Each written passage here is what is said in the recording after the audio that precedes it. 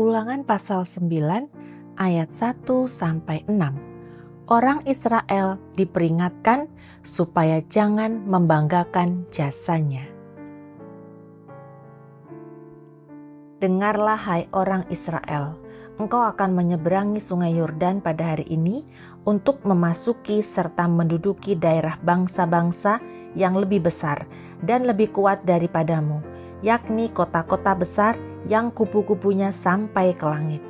Suatu bangsa yang besar dan tinggi, orang Enak, yang kau kenal dan yang tentangnya kau dengar.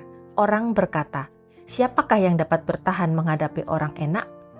Maka ketahuilah pada hari ini bahwa Tuhan Allahmu, dialah yang berjalan di depanmu, laksana api yang menghanguskan. Dia akan memunahkan mereka, dan dia akan menundukkan mereka di hadapanmu.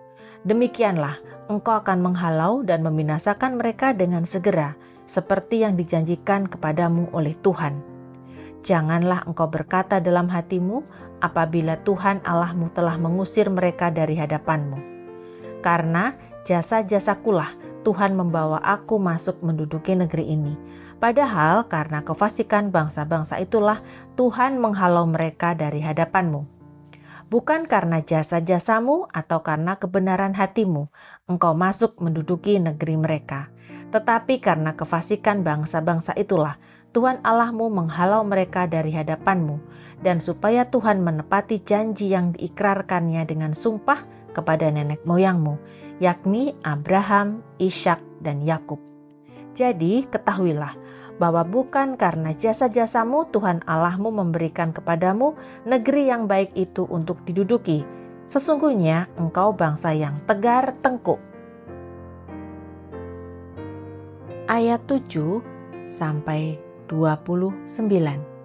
Riwayat tentang kemurtadan di Horeb. Ingatlah, janganlah lupa bahwa engkau sudah membuat Tuhan Allahmu gusar di padang gurun. Sejak engkau keluar dari tanah Mesir sampai kamu tiba di tempat ini, kamu menentang Tuhan.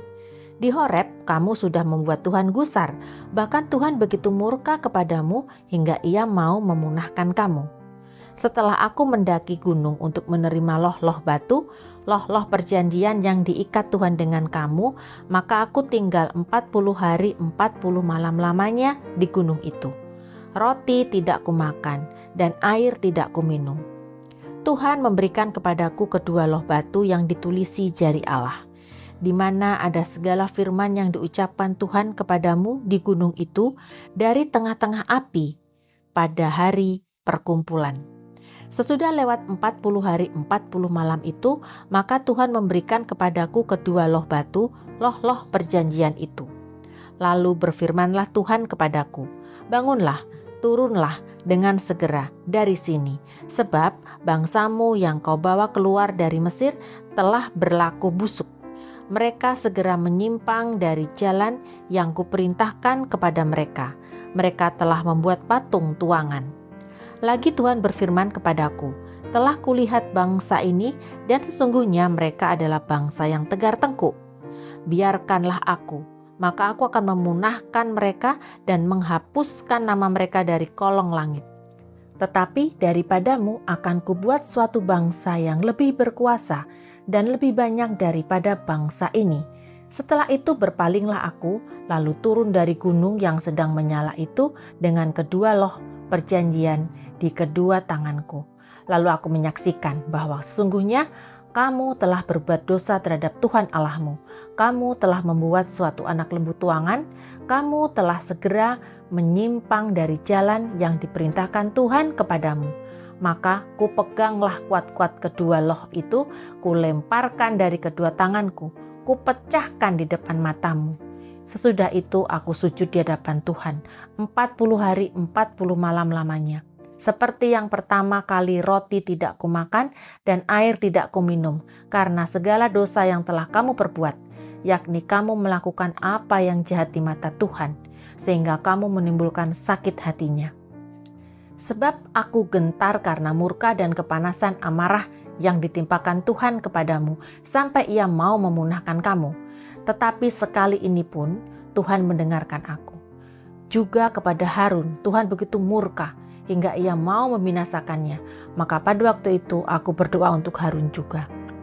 Tetapi hasil perbuatanmu yang berdosa, yakni anak lembu itu kuambil, kubakar, kuhancurkan, dan kugiling baik-baik sampai halus menjadi abu. Lalu abunya kulemparkan ke dalam sungai yang mengalir turun dari gunung.